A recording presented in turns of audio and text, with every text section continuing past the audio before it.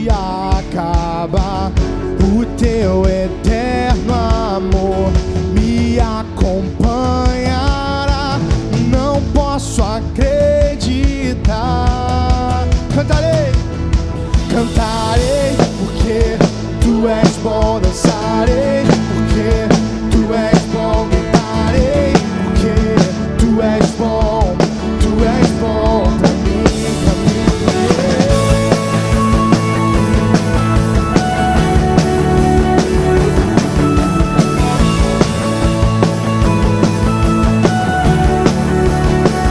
Mesmo quando estou, e mesmo quando estou em meio à escuridão, o teu amor, Deus, me acende o coração.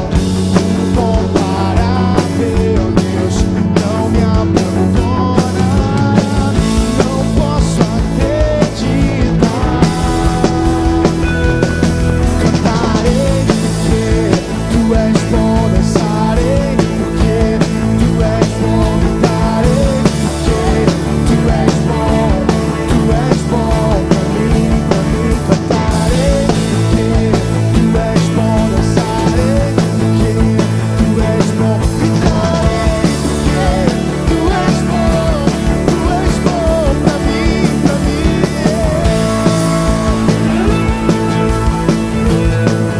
Com meu coração, eu proclamarei que tu és bom, tu és bom. Na tribulação, eu me lembrarei que tu és bom, tu és bom.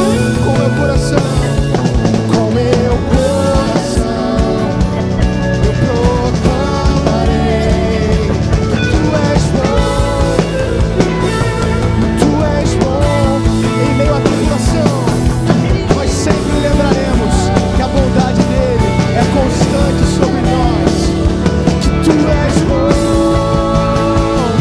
que tu és bom. Em alta voz,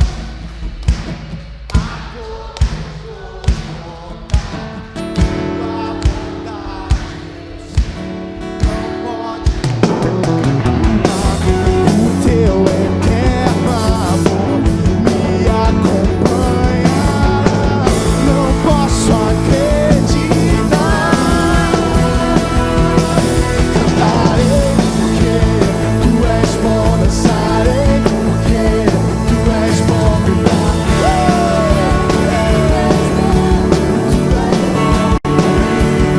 Cantarei porque tu és bom. Dançarei porque tu és bom. Gritarei porque tu és bom.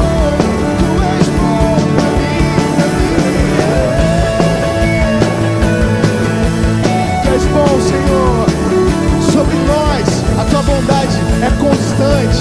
Graças te damos, Senhor.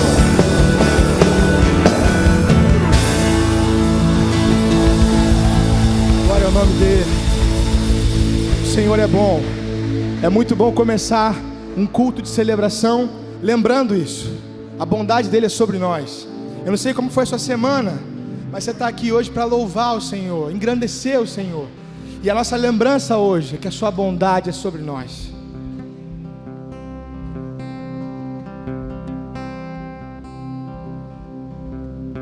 No início eras a palavra, com Deus Altíssimo.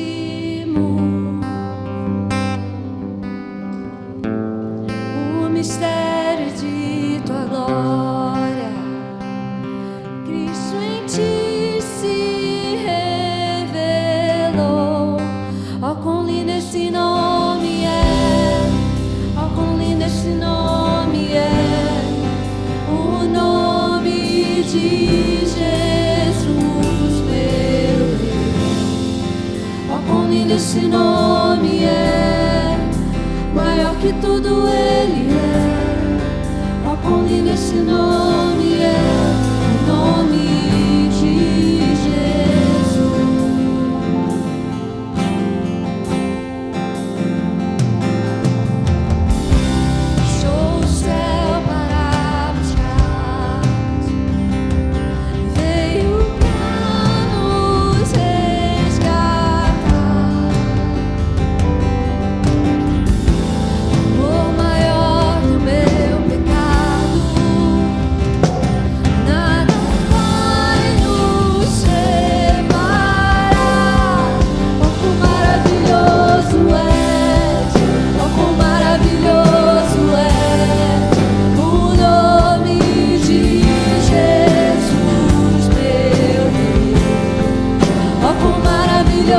maravilhoso é, maior que tudo Ele é.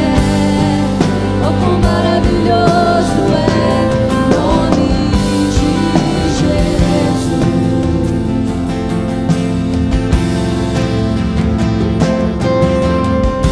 Deixou o céu para buscar, veio pra nos resgatar. Oh, maior que o meu pecado, nada vai nos separar. Oh, quão maravilhoso é, oh, quão maravilhoso é o nome de Jesus, meu Rei. Oh, quão maravilhoso é, maior que tudo Ele é. Oh, quão maravilhoso é o nome de Jesus. Oh, quão maravilhoso é, oh, quão maravilhoso é o nome de Jesus, meu Rei. Oh, quão maravilhoso é, maior que tudo Ele é. Oh, quão maravilhoso é o nome de Jesus.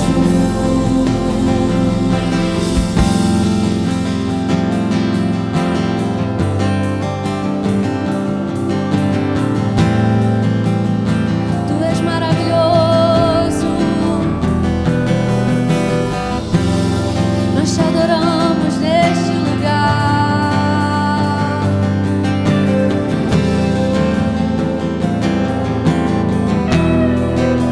A morte venceste, o véu tu rompeste, a tumba vazia agora está. O céu te adora, proclama tua glória, pois és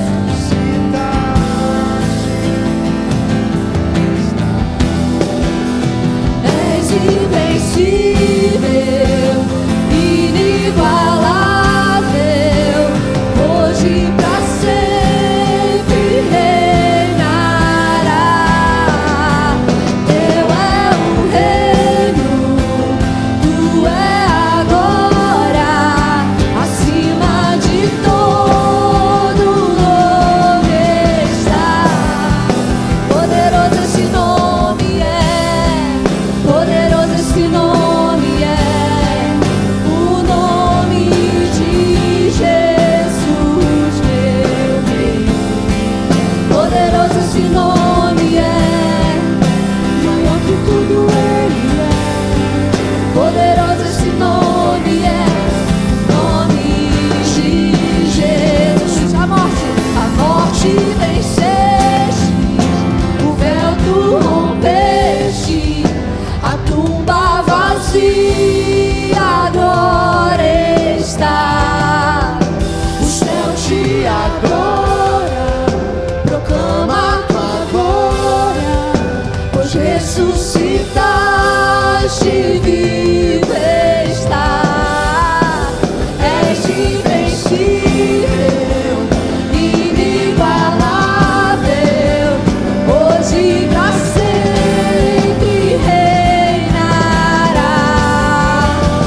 Teu é o reino, tu é a glória, acima de todo nome está. Poderoso esse nome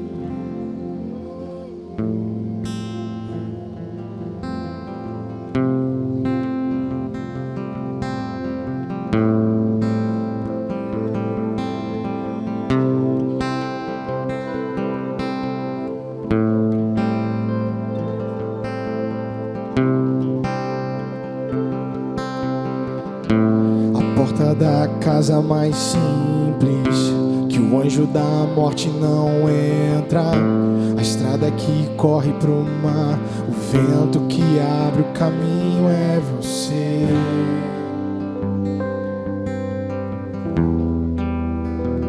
É você.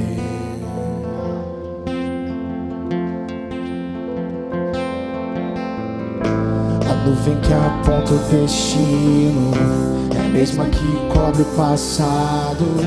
O pão que sacia a fome, a rocha que mata minha sede é você.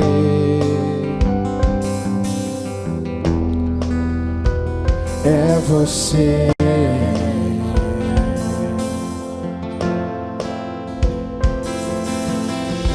Mais perto do monte, mais perto da face, me espanto com o peso da tua glória. Mais perto da glória, mais perto da morte, o medo quer me parar. Então me tira o medo que me faz dizer: Moisés, suba no meu lugar, e me faz entender que a tempestade é você, chuva forte é você, vento forte é você, e o que me faz tremer as pernas, a porta aberta é você, mas a fechada é você, é tudo sobre você.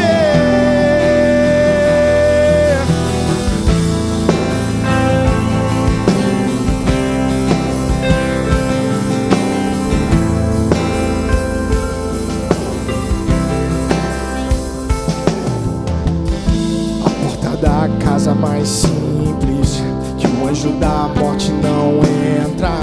A estrada que corre pro mar, o vento que abre o caminho é você.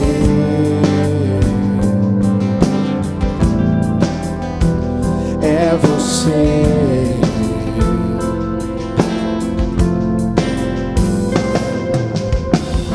A nuvem que aponta o destino é a mesma que cobre o passado.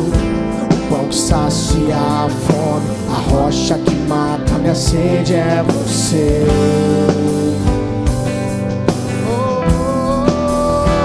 É você.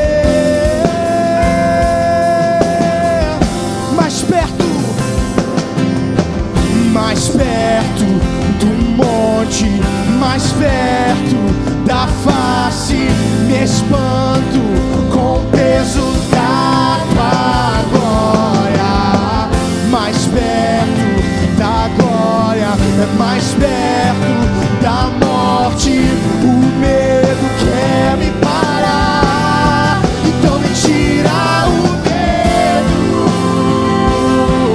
que me faz dizer: Moisés, suba em meu lugar, e me faz entender que a tempestade é você, chuva forte é você, vento forte é você, e o que me faz tremer as pernas, a porta aberta é você, mas a fechada é você, é tudo sobre você. Mais perto do monte, mais perto da face, me espanto com o peso da tua glória. Mais perto da glória, é mais perto da morte, o medo quer me parar. Então me tira o medo que me faz dizer: Moisés, suba em meu lugar, e me faz entender que a tempestade é você, chuva forte é você, vento forte é você,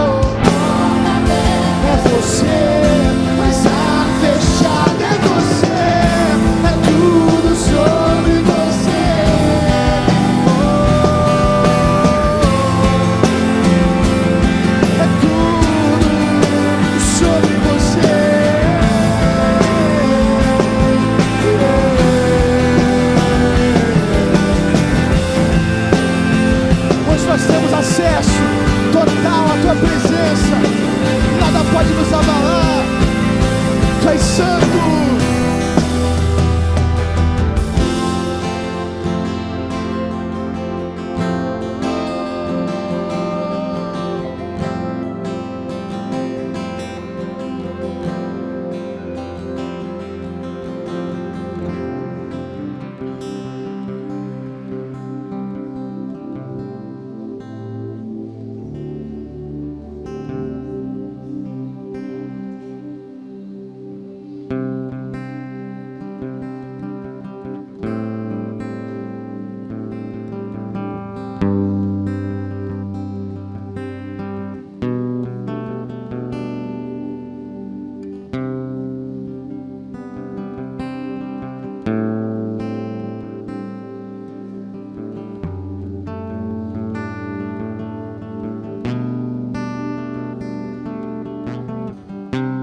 Eu me rasgo por inteiro,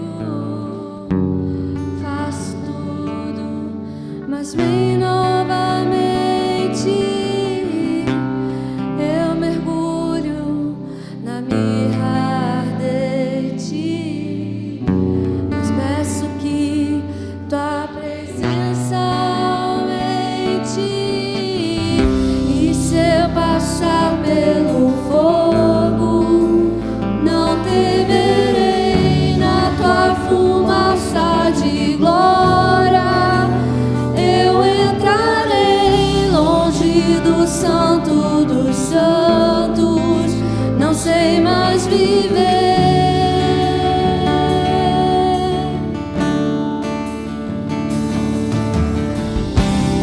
Eu me rasgo por inteiro, faço tudo, mas vem novamente. Eu mergulho na mirra ardente, mas peço que tua presença aumente. E se eu passar pelo fogo, não temerei. Na sua fumaça de glória eu entrarei, longe do santo dos santos, não sei mais viver. Quem já pisou no santo dos santos em outro lugar não sabe viver. E onde estiver, clamar pela glória, a glória de Deus.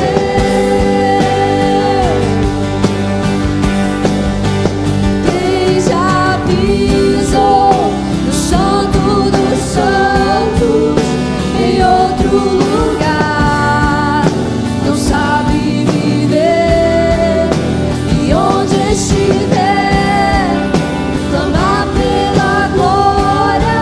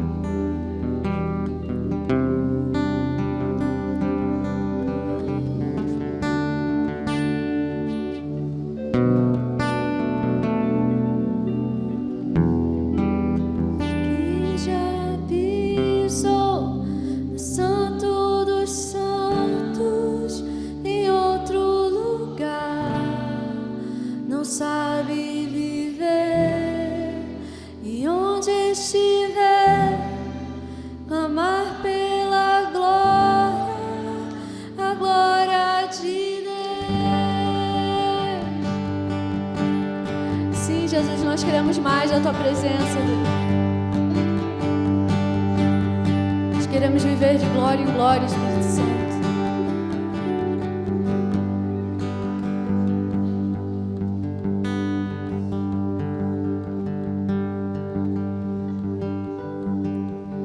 Eu quero estar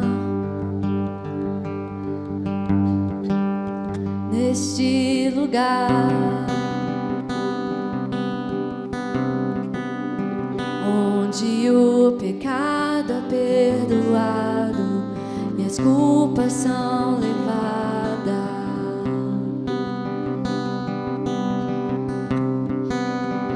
Eu quero estar neste lugar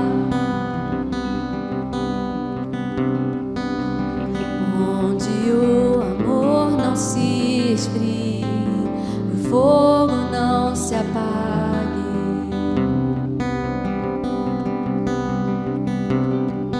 Em tua presença, Senhor Jesus.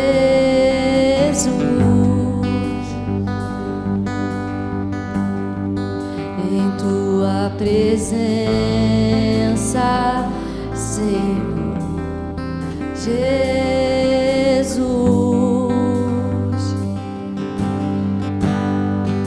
Santo Espírito, eu me rendo ao teu agir. Meu anseio é permanecer em teu amor, em tua presença, Senhor, em tua presença, em tua presença, Senhor, em tua presença.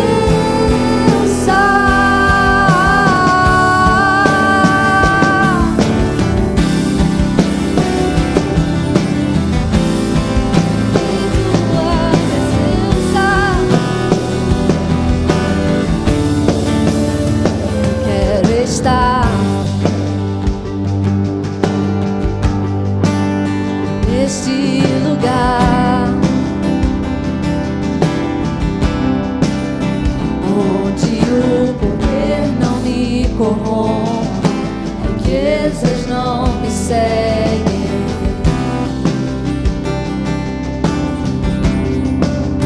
Eu quero estar nesse lugar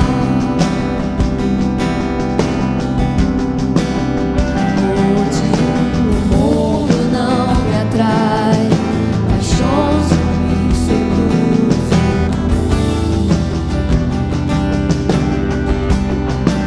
Em tua presença, Senhor Jesus.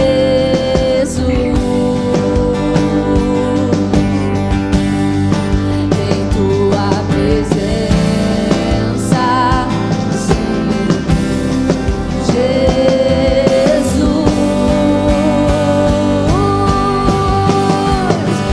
Santo Espírito,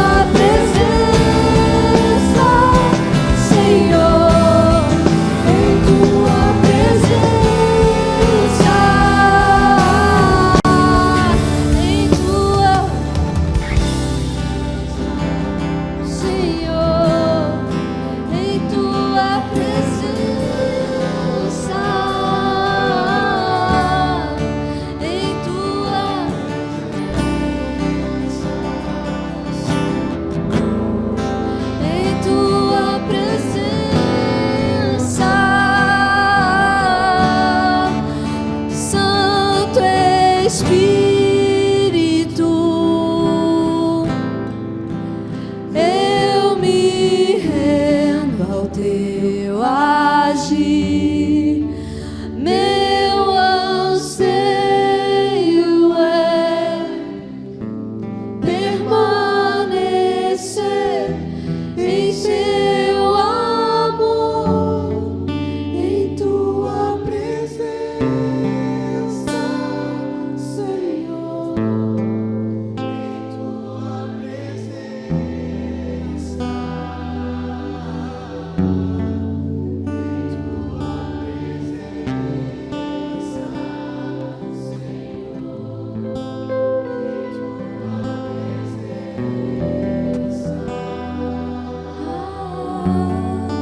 em tua presença, Senhor, em tua presença, em tua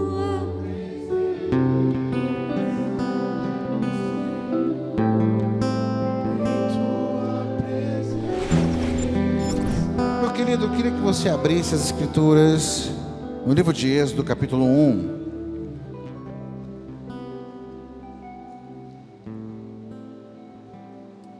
Aleluia. Em tua presença, Senhor. Libera aí o mover profético aí, meu tangedor.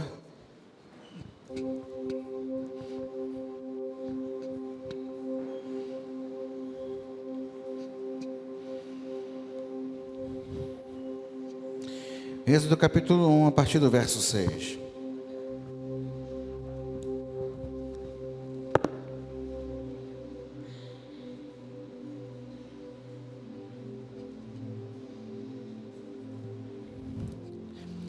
Diz assim: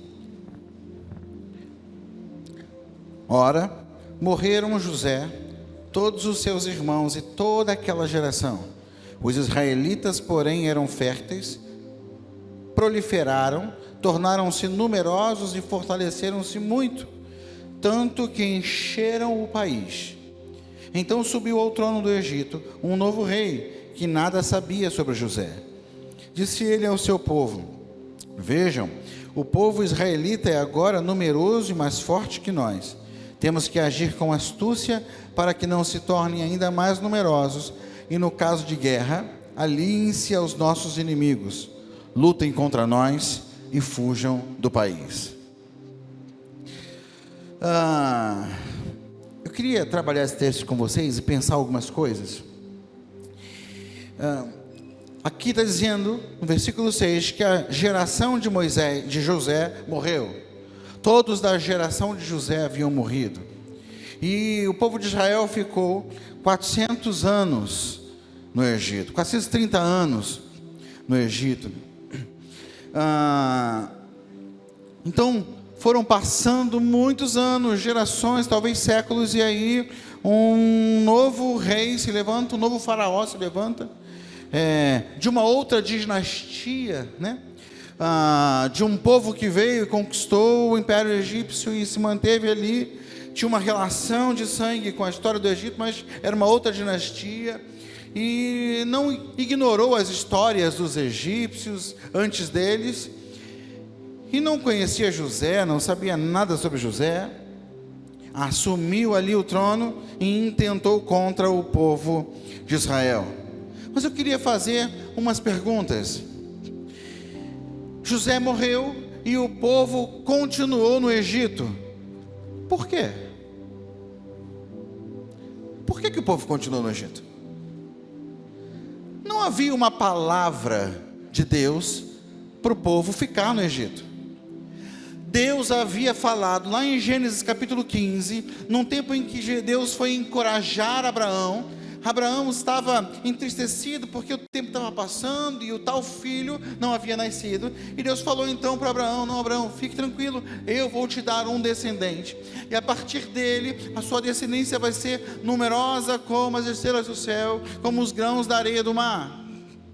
E Deus encorajou Abraão, e entre aquela conversa, no meio daquela conversa, Deus falou com Abraão: olha, mas lá na frente, a sua descendência vai passar por 400 anos como estrangeiros em uma terra alheia. e eles vão se tornar escravos lá, mas eu vou tirá-los de lá. Mas o fato de Deus falar que ia acontecer, não significa que esse representava todo o plano dele para o povo de Israel. Israel foi para o Egito, o povo de Israel foi para o Egito por uma questão circunstancial. Havia fome na terra.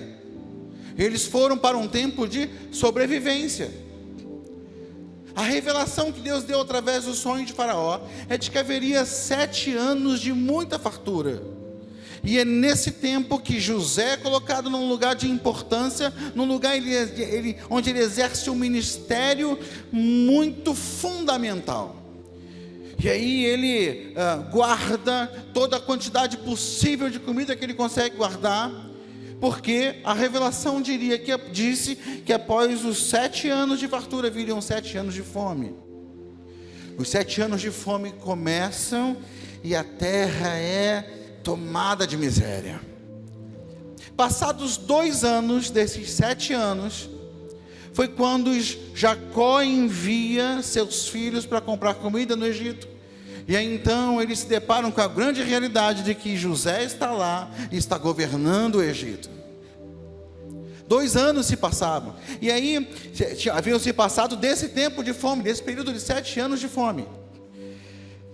José então está ali no capítulo 45 de Gênesis, se revelando aos seus irmãos.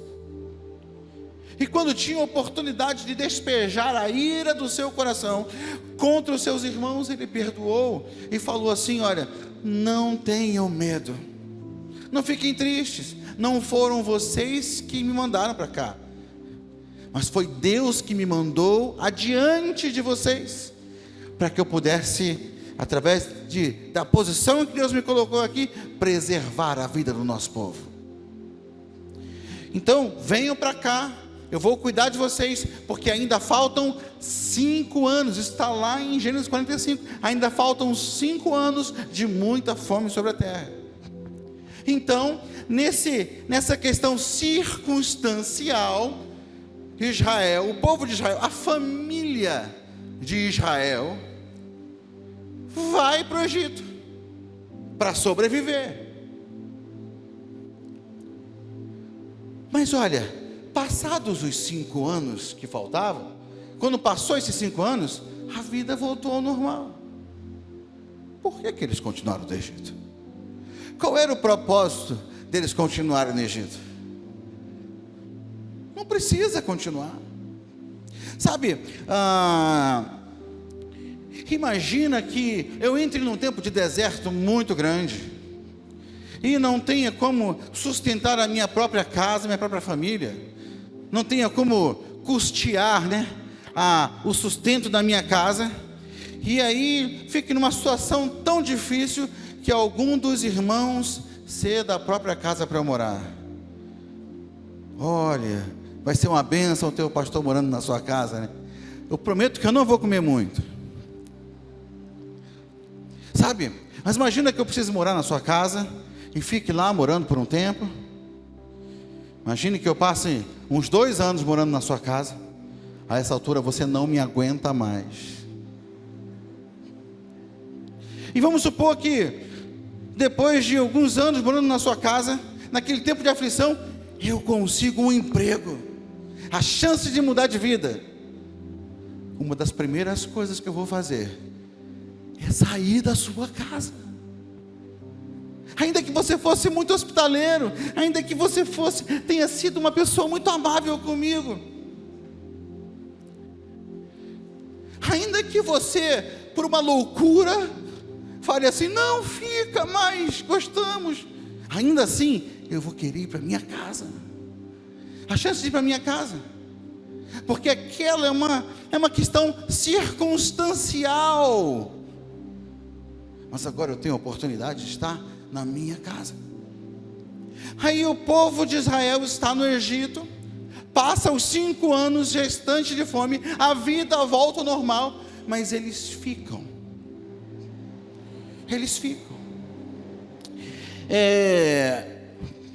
Talvez a gente possa entender pela seguinte ótica: José estava cumprindo um papel no Egito.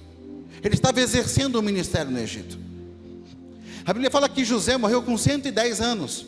E ele tinha aproximadamente 39 anos quando ele recebeu seu pai e sua família lá no Egito.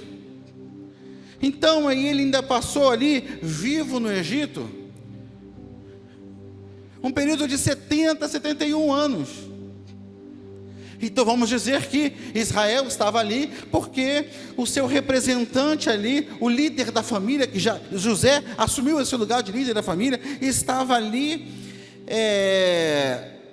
cumprindo o ministério. Então o povo cumpre o ministério junto com José, porque o José está comunicando às nações que conhecem o Egito algo muito importante. As nações que conhecem o Egito sabem de uma coisa: nenhum dos inúmeros deuses do Egito fez qualquer coisa para mudar a situação. Mas o Deus do povo de Israel, que é o Deus dos deuses, deu uma sabedoria que muda realidades, que muda histórias. Todo mundo sabia que a bênção que vinha do Egito não vinha do Egito, da sabedoria do Egito, dos deuses do Egito, das capacidades do Egito, vinham da provisão que vinham do Deus de um homem especial, que conhecia o Deus vivo, o Criador de todas as coisas. E aí o povo de Israel nesse cenário está ali, crescendo, se multiplicando, e aquele povo dá um bom testemunho para o Egito e para as outras nações. Por quê? Porque eles são prósperos, eles trabalham e têm o fruto do trabalho, eles estão multiplicando, filhos estão nascendo, o povo está crescendo. Esse é um bom testemunho. Então vamos dizer que eles permaneceram lá por esse tempo todo, até enquanto José cumpriu o seu ministério. Mas esse texto está dizendo que morreu José e os seus irmãos e toda aquela geração de José. E o que os israelitas continuaram fazendo? Vivendo na terra alheia aos planos, aos propósitos, ao chamado, à promessa. Continuaram ali, sem nenhum propósito, sem nenhuma perspectiva. Eles simplesmente apenas continuaram. Eles simplesmente continuaram usufruindo das boas condições.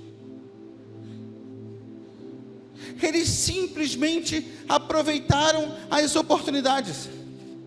Uma geração que conduz o povo com revelação de Deus, com visão de Deus, com discernimento espiritual, com sonhos proféticos, morre e o povo entra numa apatia espiritual, numa falta clara de entendimento a respeito da identidade deles, porque eles não se movem nem um metro para perto do chamado deles, para perto do propósito deles. Não há um outro José que se levanta, não há um outro homem que se levanta em busca de Deus, palavras, sonhos e visões. Lembra da época do pequenino Samuel? A palavra de Deus a respeito daquele tempo era que é um tempo onde as visões e as revelações eram raras. Às vezes a gente passa por um tempo que espiritualmente é assim, visões e revelações são raras. Mas por quê? Porque não há lâmpadas acesas diante do Senhor. E José foi um farol aceso, José foi uma lâmpada acesa. José foi uma tocha acesa que iluminou a vida das pessoas, se tornou uma referência e atraiu as pessoas para o centro da vontade de Deus. José foi um instrumento poderoso nas mãos de Deus, mas José passou. E quando José passou, o povo só ficou crescendo. Só ficou crescendo. Sem propósito, sem direção. Isso não lembra um pouco os evangélicos no Brasil? Cresceram e estão crescendo. No entanto, as trevas estão cada vez mais densas em nossa nação. As trevas estão cada vez mais densas em nossa cidade. Sabe, os evangélicos hoje são, se eu não me engano, provavelmente em torno de 30, 31% da nossa população. 30, 31% da população do Brasil é de evangélicos. E os noticiários não nos dão boas notícias todos os dias. Na verdade, não precisa de noticiários. A gente passa pelas ruas e a gente não vê as coisas muito boas. A gente vê tanta malignidade invadindo, inclusive a igreja. Os índices de divórcio dentro da igreja. As inimizades, contendas dentro da igreja. Mas os evangelhos estão crescendo. Eu peguei alguns dados aqui de uma pesquisa que foi feita antes da pandemia, mas que isso aqui é considerável, é bem interessante. De 17.033 templos evangélicos que havia em 1990, o Brasil pulou para 109.560 em 2019. Em 3 décadas, de menos de 20 mil templos no Brasil, passamos para quase 110 mil templos, um aumento de 543%. Tem um dado aqui, que eu procurei confirmá-lo em outros dados do governo, inclusive do IBGE, que fala que apenas em 2019, foi o ano desse levantamento aqui, foram abertos 6.356 templos no Brasil. Esse número é alarmante, é absurdo. Por quê? Porque é uma média de 17 templos por dia. Independente desses dados serem plenamente fiéis ou não, o que eu quero dizer é o seguinte: a gente vê. Eu já contei aqui que eu não sou tão velho assim, mas eu sou da época em que a gente era zoado na rua. Eu, quando era garoto, adolescente, tinha uma Bíblia cinza, colocava ela debaixo do braço e ia para a igreja. Eu estava passando, alguém gritava: vai Bíblia! Eu já falei aqui que eu me batizei com 12 anos. Quando eu estava para me batizar, de alguma forma eu era muito tímido, isso escapou na conversa dos amigos da minha classe. A opressão foi terrível. Um amigo meu falou assim: não faz isso, essa é a pior decisão da sua vida. 12 anos, o meu amigo lá falou isso para mim. Eu de fato não estava muito convencido aos 12 anos não, mas aos 15 anos Deus tomou meu coração. Mas o fato é que você ia para uma classe que você muitas vezes era o único crente. Muitas vezes você estava em ambientes em que você era o único crente. Hoje você fica se batendo nos crentes. Lá no quartel, Jesus, eu nunca vi tanto. Tem mais crente lá do que tem aqui. Tu vai na igreja, nunca vi tanto crente junto.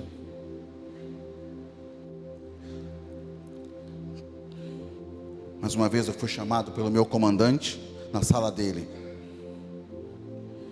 E ele disse assim, ele me chamou lá para orar por ele. Ele era louco, todo mundo fugia dele, mas ele me chamou um dia para orar por ele, pelo casamento dele. Eu fiquei impactado por aquilo, dei uma palavra para ele que desafiou a vida dele ali. E ele falou assim: tínhamos eu e um irmão que era pastor da Assembleia de Deus, Davi, homem de Deus. Davi era um homem de Deus. E ele falou assim: os crentes aqui eu não confio em ninguém. Gente, o que mais tinha lá é crente. Porque onde tem gente que toca instrumento de sopro, trompete, trombone, tuba, é dentro de igreja, é banda de igreja. Os crentes aqui, eu não confio em ninguém. Ele começou a vomitar as coisas que ele viu, que ele ouviu. Eu saía das rodinhas de crente, não sou melhor do que ninguém, mas os crentes cresceram, se multiplicaram, mas alguma coisa não multiplicou junto. O propósito não multiplicou junto.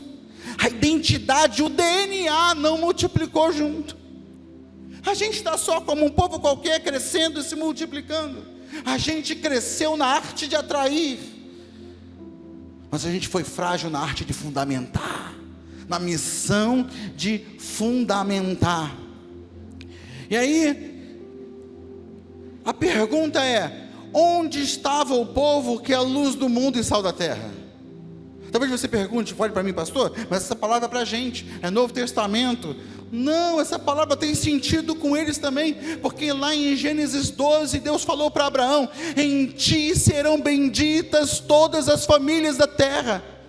Esse povo, cada um deles, desde o mais novinho até o ancião, tinha um compromisso: abençoar, impactar, transformar, proclamar as verdades de Deus. Era o selo de Deus sobre a descendência de Abraão: a tua descendência vai abençoar todas as famílias da terra. A gente sabe que isso se cumpre em Jesus, mas esse era o plano desde Abraão. Quando Deus está chamando Moisés ao lugar onde vai revelar para ele as leis, estabelecer uma aliança, ele fala para Moisés: Moisés, diz ao meu povo que eu separei eles para mim, para que eles sejam uma nação de sacerdotes. Eu tenho coisas para comunicar através deles, eu tenho coisas para revelar através deles. Eles são para mim uma nação de sacerdotes. Mas o povo só queria ficar ali, só queria cultivar aquela terra ali, queria criar suas ovelhas, seus gados ali, só queriam isso. E aí então Deus precisa empurrar o povo. Deus precisa empurrar o povo. Você acha que a decisão de Faraó aqui, desse novo Faraó aqui, de oprimir o povo de Israel, é só uma decisão que nasce da maldade dele? Você acha que Deus não tem planos de colocar a gente em situações de desafio? Você acha que Deus não permite que a gente entre em alguns desertos? Meu querido, o próprio Jesus, santo e perfeito, foi levado pelo Espírito ao deserto para ser tentado. Deus faz isso com a gente. Você lembra que quando na história de Jó, o diabo apareceu lá entre os anjos. Deus podia ignorar Jó. Entrou, saiu, vou dar ibope para esse aí não, vou dar importância para esse aí não. Mas Deus chama Jó e fala assim: está vendo lá o meu servo? Chama Jó não, chama o diabo. E fala assim: está vendo lá o meu servo? Ele é íntegro, fiel, não tem ninguém igual a ele. Foi a partir da conversa que Deus começou, que veio a ideia diabólica, não de Deus, do diabo, a ideia diabólica de tocar em Jó. E Deus está permitindo. Depois o diabo volta lá e Deus fala de novo: está vendo? Ele ficou firme, eu não disse? Mas também toca no corpo dele. Deus falou: vai lá. Deus está permitindo as aflições. Deus está permitindo as aflições. Por quê? Porque Deus é mau? Não, porque Deus tem um propósito. Lá no final dessa história, Jó revela o propósito. Ele diz assim, ele diz o que ele aprendeu com aquela situação. Ele diz assim: antes eu te conhecia só de ouvir falar, mas agora os meus olhos te contemplam. Querido, Deus quer um upgrade na sua vida. Porque Deus olhou para Jó e falou assim: esse cara é bom. Se ele é bom, sem um conhecimento profundo na minha presença, imagina quando ele tiver uma revelação. Deus fica olhando para a gente aqui, e a gente está sentadinho aqui, e Deus fala assim: esse cara é fiel, ele vem todo domingo na igreja, ele está presente na célula. Se ele, na força dele, consegue essa fidelidade, se eu encher ele do meu Espírito Santo, ele vai mudar a história dessa cidade. E aí Deus às vezes empurra a gente para aquele hábito, simples hábito de ir, de frequentar, para um hábito de orar, de buscar, de se incendiar. Deus desafia a gente, Deus empurra a gente. E Deus empurrou Jó para uma experiência que marcou a vida e a história dele.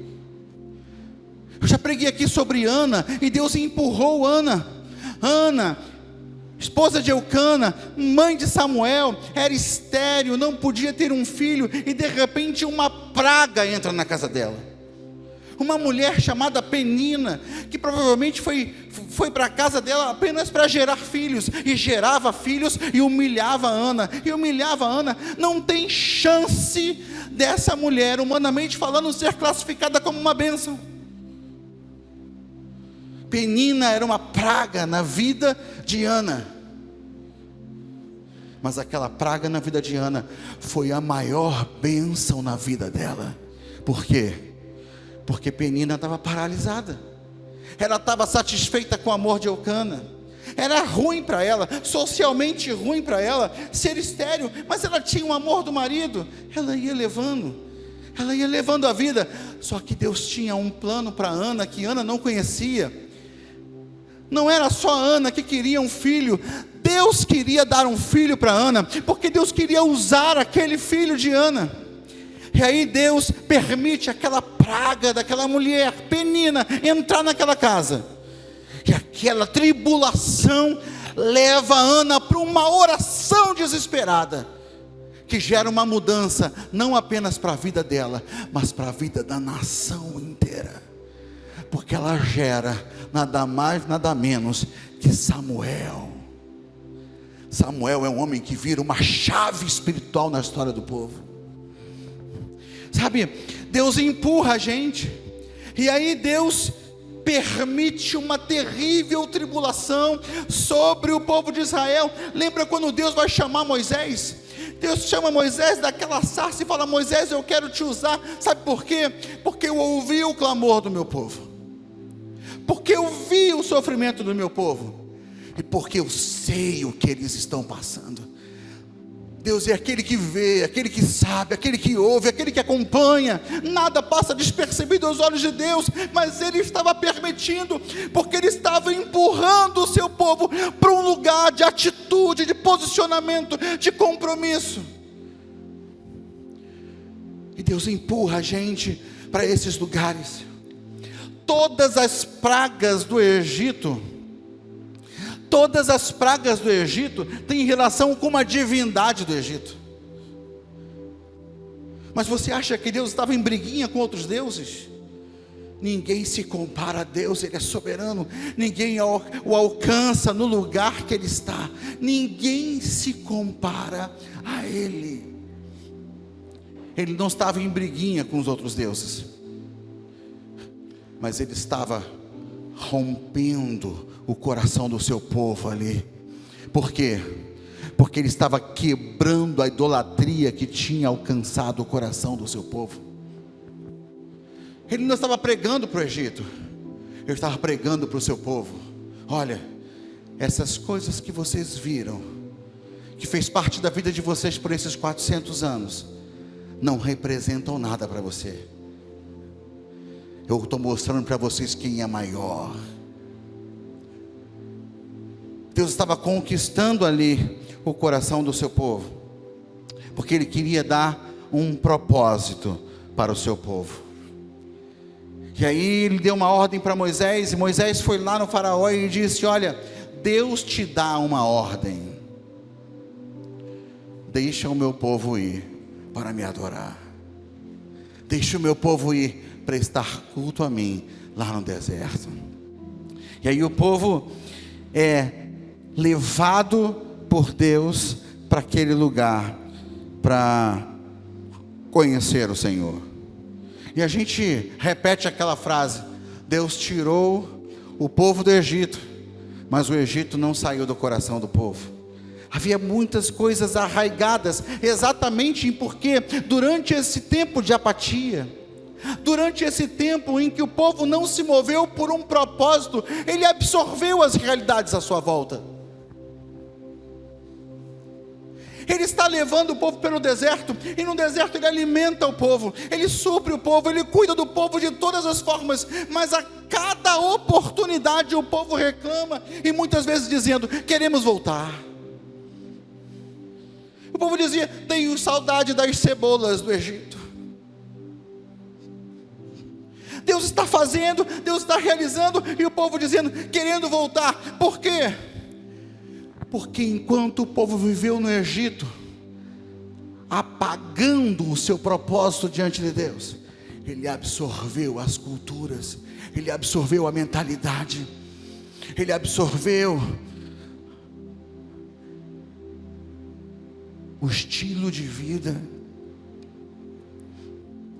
E aí há um desafio para o seu povo: voltar para o chamado, voltar para o propósito, ter fome disso.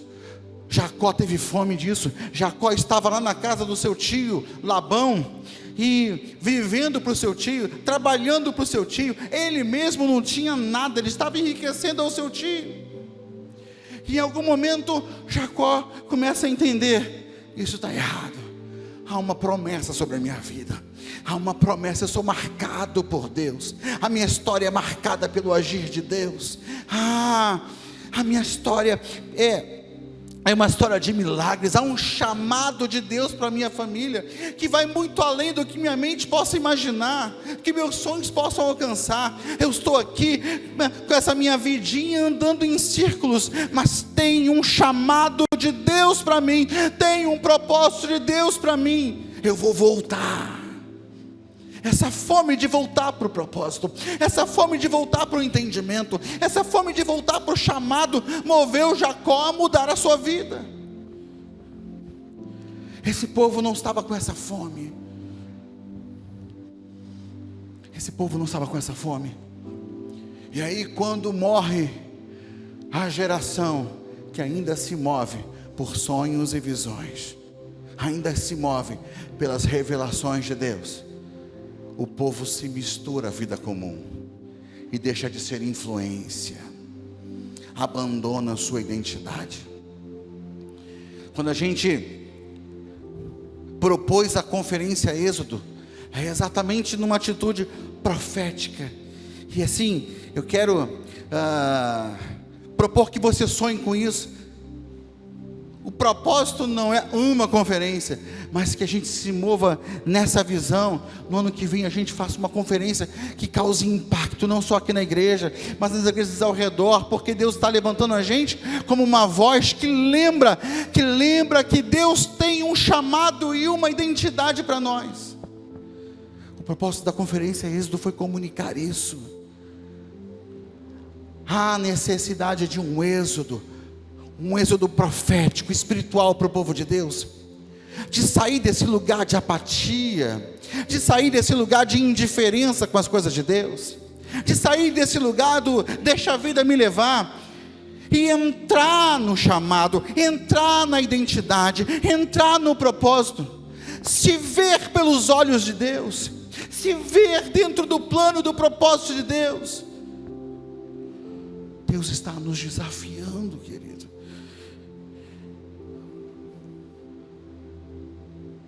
Não queira ser uma geração que lembra do povo que lá no passado se moveu no poder, na unção, na direção de Deus.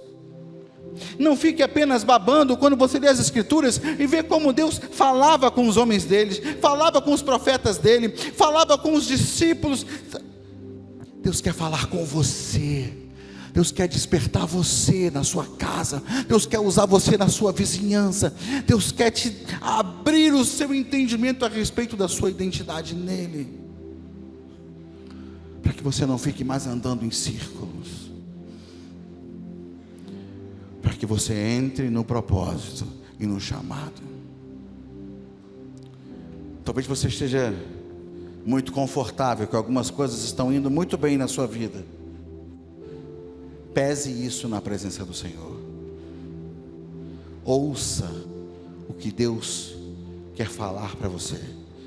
Qual é o seu lugar nele? A gente precisa de um êxodo. A gente precisa sair dessas opressões que paralisam a gente, dessas coisas que roubam o nosso tempo para orar, nosso tempo para ler as Escrituras. A gente precisa sair desse lugar. A gente precisa sair desse lugar onde a gente é forte, mas impedido de agir por uma falta de compreensão de quem somos. O faraó olhou para aquela nação e falou assim: eles são mais fortes que nós. Mas hoje não são uma ameaça. Vamos impedir que eles se tornem uma ameaça. Eu quero dizer uma coisa para você muito grave. Os espíritos que estão escravizando famílias à nossa volta, as famílias que estão sendo dilaceradas por pecados, prisões espirituais, drogas, mentira, engano. Nós estamos diante de uma comunidade onde impera a prostituição, a violência.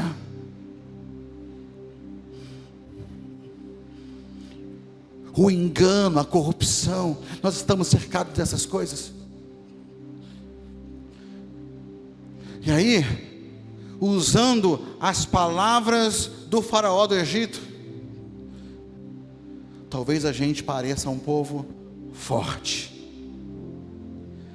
mas que está paralisado, andando ao redor das nossas próprias vidinhas. Deus quer romper esse ciclo. Deus quer romper esse processo. E Deus quer levantar a sua vida.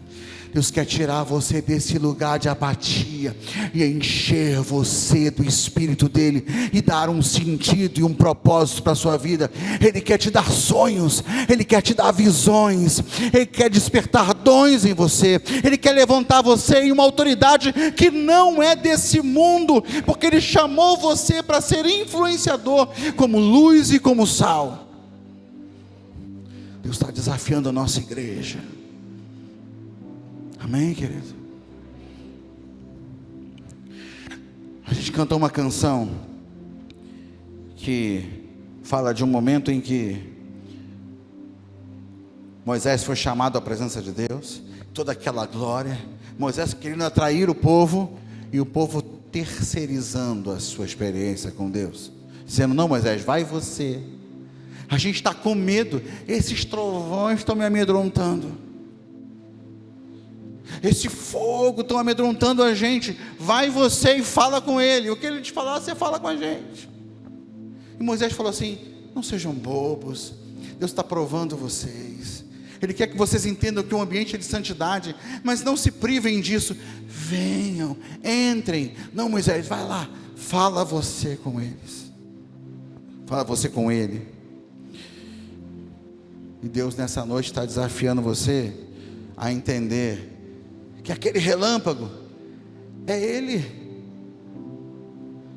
o tremor é Ele, um monte pegando fogo é Ele. Não tenha medo, entre.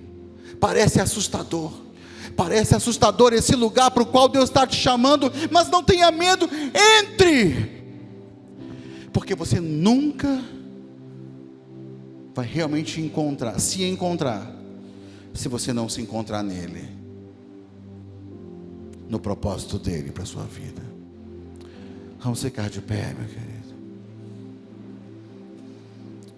Vamos ficar de pé.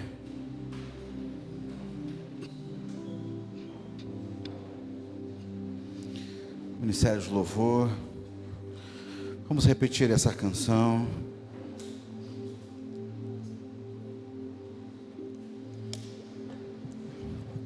Feche os seus olhos, meu querido.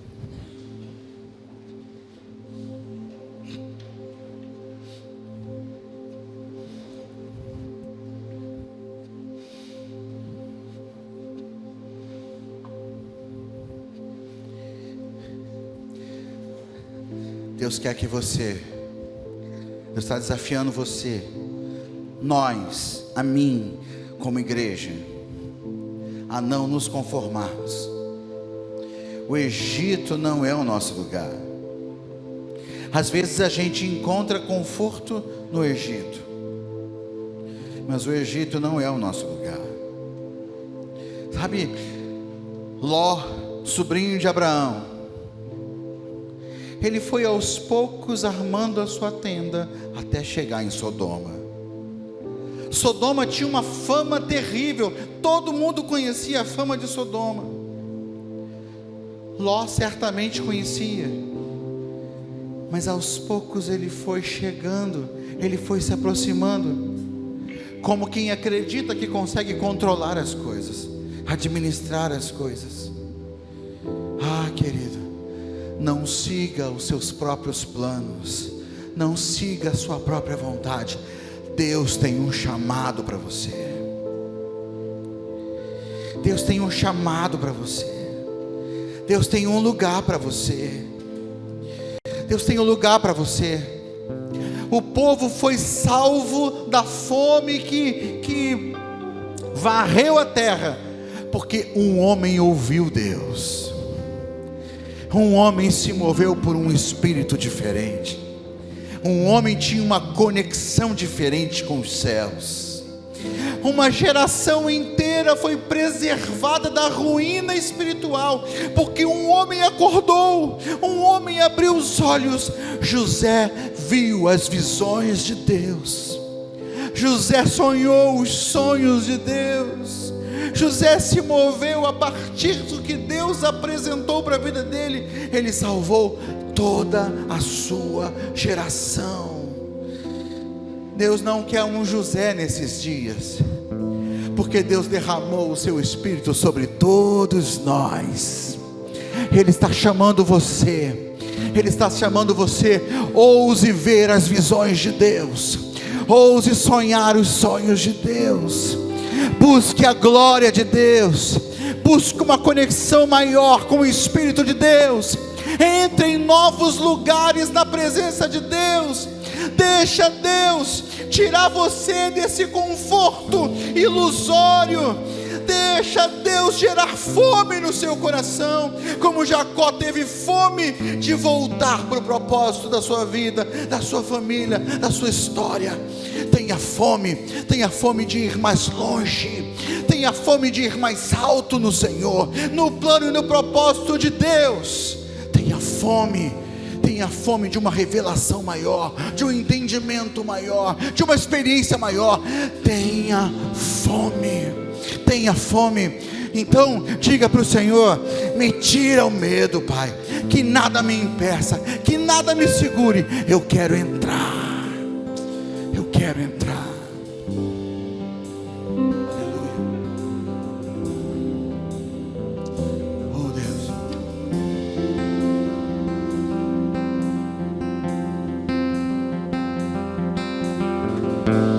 Porta da casa mais simples, que o anjo da morte não entra. A estrada que corre pro mar, o vento que abre o caminho é você.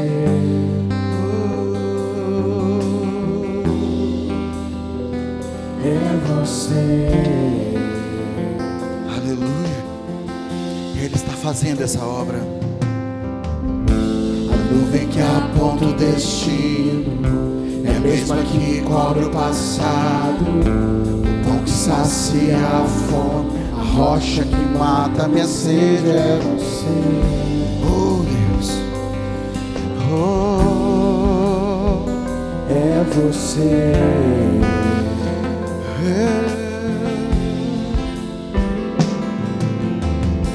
Mais perto do monte, mais perto da face, me espanto com o peso da sua glória.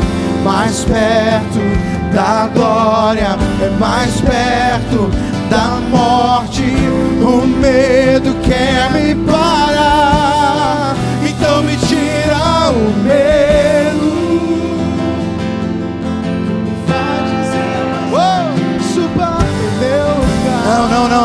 Não terceirize isso. me faz entender. Vá você, querido.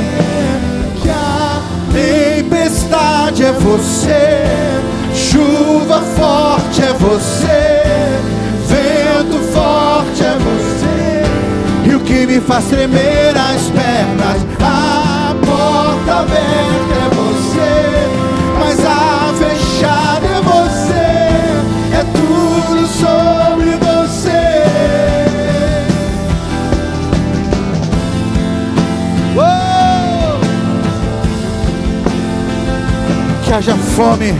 Que haja fome de entrar, que haja fome de entrar, Senhor. A porta da casa mais simples, o anjo da morte não Aleluia. entra. A estrada que corre pro mar, o vento que abre o caminho é você. É você que está fazendo, Senhor. É obra tua, Pai. É você. É o Senhor que está nos movendo. Aleluia. A nuvem que aponta o destino, é a mesma que cobre o passado, o pão que sacia a fome. A rocha que mata minha sede é você. Rocha dos séculos. Oh, É você.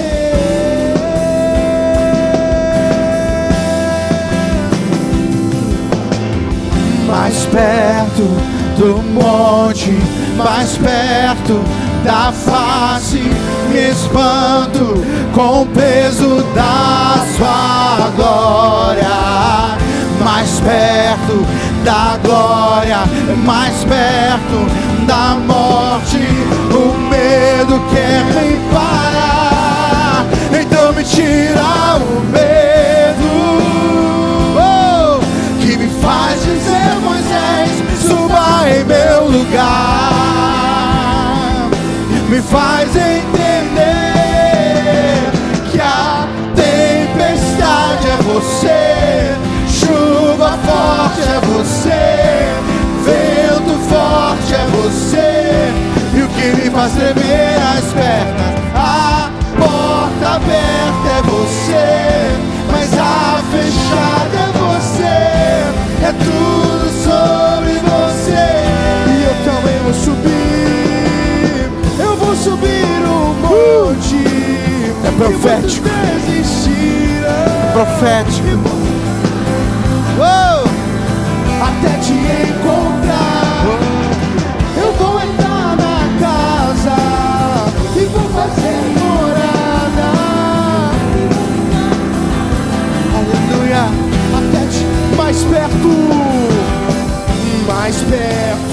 do monte, mais perto da face, me espanto com o peso da tua glória. Mais perto da glória, mais perto da morte, o medo quer me parar, então me tira o medo, Que me faz dizer: Moisés, suba em meu lugar, me faz entender que a tempestade é você, chuva forte é você, vento forte é você, e o que me faz tremer as pernas, a porta aberta é você, mas a fechada é você, é tudo sobre você. aleluia. É tudo sobre você, é tudo sobre você. Deus tirou o povo do Egito e levou para o deserto para aprender a adorar. Lá no deserto, Deus entrega um modelo de adoração. Deus entrega as tábuas da aliança, as leis que revelam o seu coração. Mas Deus entrega algo especial. Ele inicia um culto onde havia um cordeiro imolado que representava a consagração. Ali começou uma comunidade de adoração ao cordeiro. Eles não adoravam o cordeiro, eles adoravam o Deus vivo, mas sacrificavam o cordeiro, e tudo aquilo era sombra do que viria. Eles já estavam profetizando: um dia o Cordeiro de Deus, que tira o pecado do mundo, será entregue pelo próprio Deus a favor de nós, e o seu sangue vai nos lavar do nosso pecado e nos dar acesso a uma glória, uma glória inextinguível, uma glória inefável. Eles iniciaram um processo, eles conheceram mais de Deus naquele deserto. Deus está chamando você para uma revelação que muda a sua vida. Deus está chamando você para uma revelação que ajusta os seus passos, que restaura a direção para o seu caminhar. Deus está chamando você para essa adoração no monte da presença dEle, onde Ele revela para você os seus planos. Feche os seus olhos e diz para o Senhor: eu quero entender os teus planos. Me revela os teus planos. Me revela o chamado do Senhor para a minha vida. Me encaixa no teu plano. Me encaixa no teu plano, Deus. Eu quero me mover no DNA da promessa. Eu fui chamado como teu filho para ser um instrumento do Senhor na terra. Eu quero andar no DNA da promessa. Eu quero voltar a esse lugar. Me encaixa no teu plano. Me encaixa no teu propósito, Senhor, em nome de Jesus. Que o medo não me tire desse lugar. Que o medo não seja um impedimento. Que eu ouse entrar. Que eu ouse entrar. Que eu ouse entrar. Eu quero orar nessa noite, Senhor, nesse final de culto, Pai. Oh Deus, não vou chamar aqui ninguém à frente, mas eu quero orar, Senhor, ao Deus, Senhor, a Ti, Pai. Quero orar para que o Senhor desperte o Teu povo, Senhor. Para que a Tua palavra, não a minha palavra, a Tua palavra fique ecoando no coração e na mente dos Seus filhos, Deus. Que sejamos incomodados. Que a pregação seja como um martelo, Deus. O martelo fazendo barulho, causando impacto, Senhor, e nos fazendo lembrar todos os dias. Um chamado do Senhor para mim, um êxodo espiritual para viver, um lugar que eu preciso abandonar, e um outro nível, outra realidade que eu preciso acessar. Um chamado do Senhor, porque o Senhor não quer mais, Pai, que a gente fique andando em círculos, Deus. O Senhor quer nos dar propósito, direção, visão, Senhor, em nome de Jesus. Ativa a nossa vida espiritual. Abre os nossos olhos para visões espirituais, para revelações do alto, Deus. Nós não queremos ser uma geração que olha para as gerações passadas e se regozija na revelação que eles tiveram. Há uma revelação para nós hoje, e queremos nos mover nessa revelação e nesse entendimento, Pai, em nome de Jesus, em nome de Jesus, em nome de Jesus, em nome de Jesus. Eu quero fazer diferente. Abraça o seu irmão que está do seu lado aí, ora por ele, para que ele seja despertado. Ativa ele, ora por ele aí.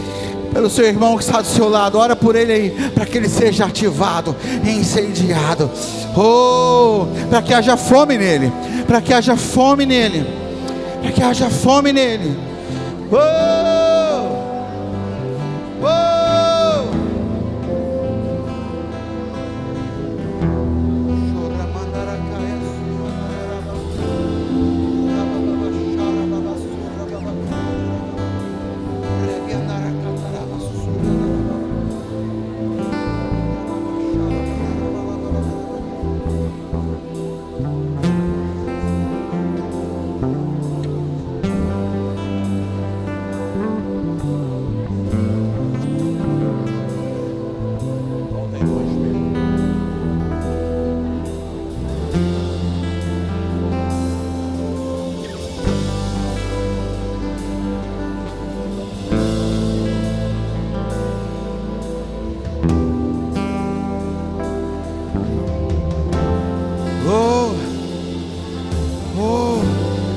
novo tempo, um novo tempo, um novo tempo, novos desafios, uma realidade para deixar, uma realidade para abraçar, um novo tempo, um novo tempo. Um vento diferente começa a soprar, vida de Deus, para trazer o seu frescor à terra, renovo, renovo, renovo, renovo do Senhor, aleluia.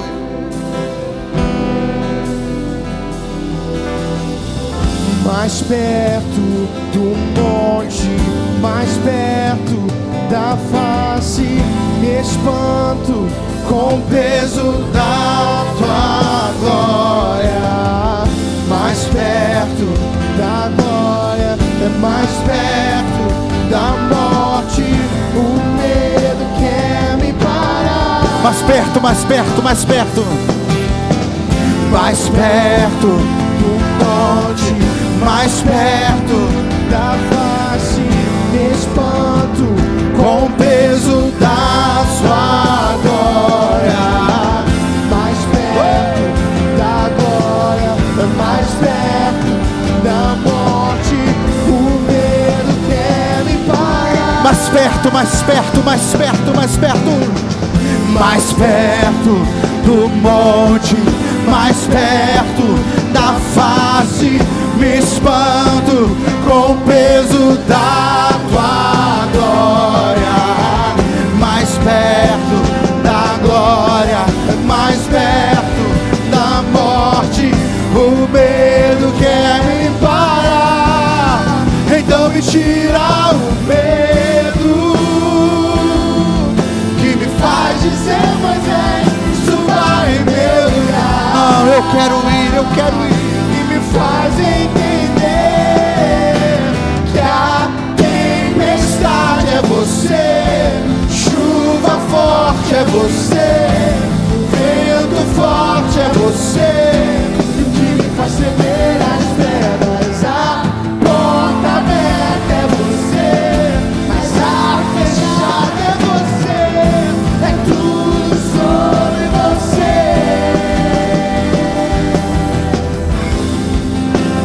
Aleluia, aleluia, aleluia, aleluia.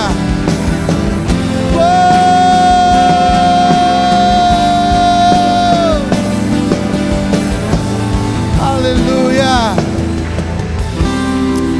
Oh Deus, glórias ao teu nome. Glórias ao teu nome. Aleluia. Aleluia. Acende a luz aí rapidinho. Tem alguém nos visitando nessa noite? Aí, dá um abraço nele. As boas-vindas a quem está próximo. As boas-vindas a ele. Mais alguém nos visitando? Aleluia. Deus é bom, meu querido.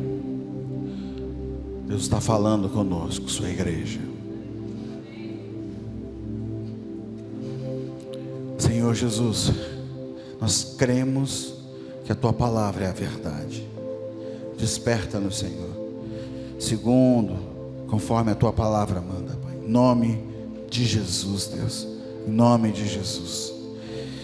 Que o amor de Deus, a graça, maravilhosa graça, revelada pelo Cordeiro de Deus, Cristo Jesus, o consolo, o poder, o revestimento, os sonhos, as visões, as revelações do Espírito Santo de Deus, sejam sobre nós, igreja que não está perdida, mas que se move no seu DNA, que tem uma promessa, hoje e para sempre. Amém. Amém, querido. Deus abençoe você.